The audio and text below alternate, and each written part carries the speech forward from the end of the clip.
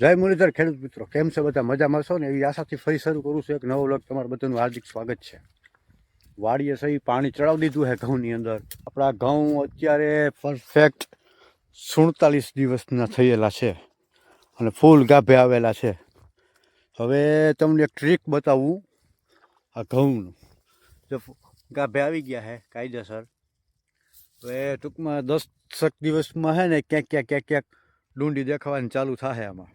હવે અત્યારે આપણે આમાં એક વસ્તુ પાવાની છે. તો ખરેખર હું 2 વર્ષથી આ ટ્રાય કરું છું અને ઉતારામાં ઝાઝો એવો ફેર પડે છે. તો અત્યારે જે ગાભે છે ઘઉં, મિત્રો આની અંદર અત્યારે પૂતરા બંધાવવાના ચાલુ થઈ ગયા હોય. ત્યાં ડુંડી છે ને મિત્રો જોઈ લ્યો, બરાબર બંધાવતા હોય ને એના કરતાં જે હું ટ્રીક તમને બતાવું ને એના કરતાં 3 થી 4 પૂતરા વધારે બંધાશે. હું છેલ્લા 2 વર્ષથી આ અખતરો કરું છું. જો સામે કેરબો છે, કેરબો ને ખાતર. કયું ખાતર પાવાનું? તો કે આ એનો પરફેક્ટ સમય છે. 45 દિવસથી લઈ અને 50 દિવસની વચ્ચેનો જે ગેપ છે ને એ સમયની અંદર આ ખાતર પાવાનું. મારે ગઈ સાલ ભરપૂર ઉતારો આવ્યો તો મારો વિડીયો જોઈ લેજો ઘઉંની અંદર.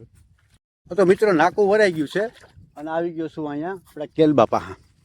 પિયત આપવાનું છે, પાણી ભેગું પાવાનું છે. ખાસ ધ્યાન રાખવાનું મિત્રો, ઉપરથી છાંટવાનું નથી. આ ખાતર છે ને એકદમ નિમક ટાઈપનું આવે, ઉપરથી પડી ન હોગે. ઠારને આવતા હોય એટલે કંઈ ને કંઈ તરિયામાં, જો કે ઘઉં મોટા થઈ ગયા એટલે તરિયે પહોંચે જ નહીં, પાંદડામાં હલવાઈ જાય અને અહીંયા પાંદડાને કંઈ ને કંઈ ડેમેજ કરે છે અને પાંદ ભરી જાય એટલે ગાંઠની નુકસાની થાય.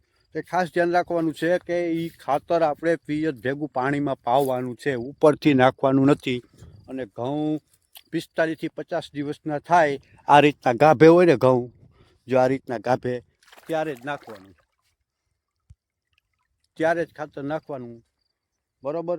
અને પાવાનું નાખવાનું શું છે અને કેટલું નાખવાનું એવો બધો કાંઈ ખર્ચો નથી.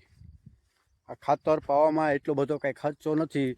વીઘે પાવાનું છે માત્ર 12 કિલો જ, ખાલી 12 કિલો ખાતર પાવાનું છે. મારે 4 વીઘા છે એટલે 1 બેગ હું પાઉં છું, બરાબર. એટલે 50 કિલોની બેગ આવે છે, 1 બેગ પાવાની છે આપણે. તમે ખાલી ટ્રાય કરજો. જે કોઈને ઘઉં દાખલા તરીકે 10 થી 15 વીઘાના 20 વીઘાના હોય, ઝાઝા હોય, ભલે તમે 1 બેગ લઈને 4 વીઘામાં ટ્રાય કરજો. એટલે ઉતારામાં બેના ઢેગલા નોખા રાખજો, ફેર પડી જાય. હું 2 વર્ષથી આ આપું છું, બરાબર. મેં કીધું એમ કાયદેસર છે ને, જેના પૂતરા હોય ને પૂતરામાં વધારો થાય. તમારે 1 બેગ પાવાની અને બાકીના ન પાતા એટલે બેના પૂતરા ગણી લેજો. પછી જે પિયત આપ્યું હોય છે ને, પાયું હોય છે ને ખાતર, એમાં 2 થી 3 પૂતરા વધારે છે, આપણી ગેરંટી, બરાબર. તો આપણે ખાતર પાવાનું છે એમોનિયા ખાતર પાવાનું છે.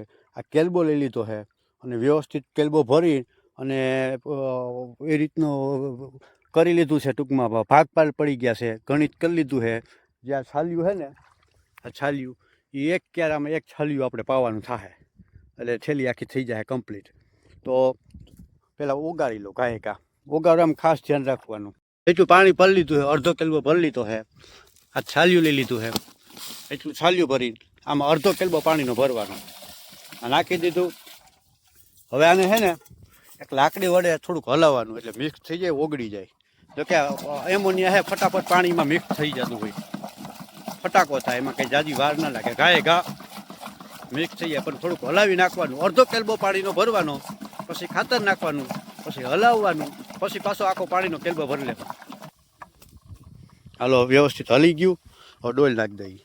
એટલો ચાલુ રાખ્યો છે વાલ, અને આ પાણી છે ને વચારે પડવું જોઈએ એટલો વાલ ચાલુ રાખી દીધો, બરાબર.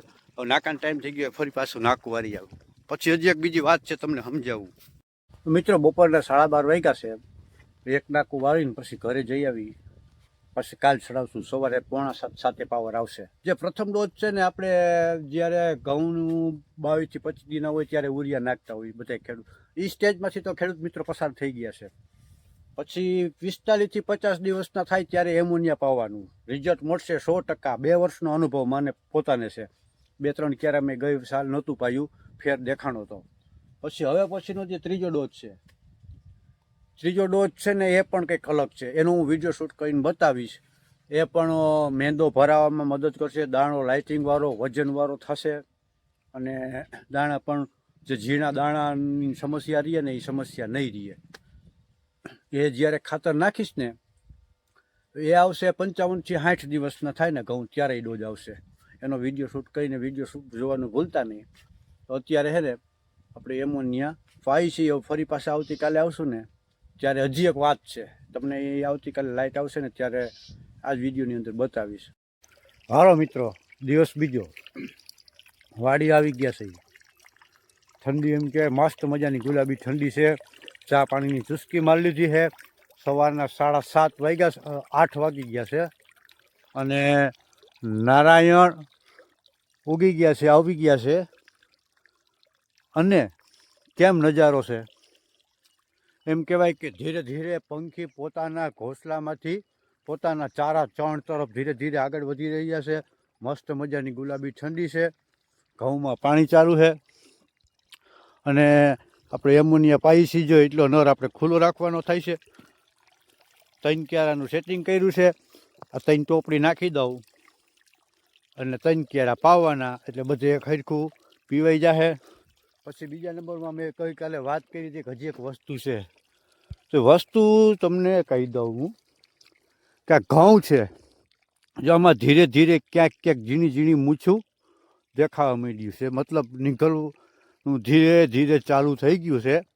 તો ઘઉં જ્યારે આપણા ગાભે હોય, નીકળવાની તૈયારીમાં હોય અથવા તો નીકળ્યા ના હોય, એ સમય દરમિયાન ખાસ કાળજી રાખવી ખેડૂત મિત્રો કે પિયતની જે કંઈ પણ ઘટ આવવી ન જોઈએ, ખેંચ ના આવવી જોઈએ. આ 2 પાણી એવા છે કે 6 દિવસના ગાળામાં પાઈ દેવાના. 6 થી 7 દિવસના ગાળામાં પિયત આપી દેવાનું. પિયત આપ્યું હોય દાખલા તરીકે રવિવારે, તો પછી પાછા શનિવારે પિયત આપી દેવાનું કે આ સમય દરમિયાન આને ખાસ નકર શું છે વહેલા નીકળી જાય. તો બને ત્યાં સુધી મોડા નીકળવા દેવાના. મોડા નીકળવા દેવા માટે શું કરવાનું, તાણ ના આવવી જોઈએ. તો આ ખાસ કાળજી રાખવાની. અને ધીરે ધીરે જે આપણે એમોનિયા પાઈ છે એના નજારો જોવો. પંખીનો ઝીણો ઝીણો દૂર દૂર એમ કહેવાય અવાજ આવે છે. બધા એને ખેડૂતો પાણી વારે છે. હું પણ પાણી વારું છું ને અત્યારે જોઈ ખબર પડી જાય પાણી ક્યાં પહોંચ્યું. નહીં ઠાર હોય ને ધુવાડો હોય. તો અત્યારે હવે આ વિડીયોની અંદર આટલું જ. ફરી પાછા મળશું આવું જ કંઈક નવું લઈને. મેં કીધું એમ બીજો વિડીયો જેવું બનાવીશ. આ ઘઉંની અંદર બીજું ખાતર કયું નાખવાનું, બીજા ડોઝમાં ઉરિયા નાખો, હેલું કરવા માટે નાખવું હોય તો વાંધો નહીં. બાકી ઉરિયા બને ત્યાં સુધી બીજા ડોઝમાં. ગઈ સાલ મેં નહોતું નાખ્યું, આજ વખતે હું લઈ આવ્યો છું ડોઝ. 1 થેલી નાખવાનું છે 4 વીઘામાં. બીજું 2 ખાતર બીજું છે જે મસ્ત મજાનું મેં કીધું એમ દાણો ભરાવદાર, લાઇટિંગવાળો, વજનવાળો એવું બધું થશે. એનો વિડીયો શૂટ કરીને બતાવીશ. હવે અત્યારે આ વિડીયોમાં એટલું જ. ફરી પાછા મળશું. ત્યાં સુધી બધાને રાધે રાધે.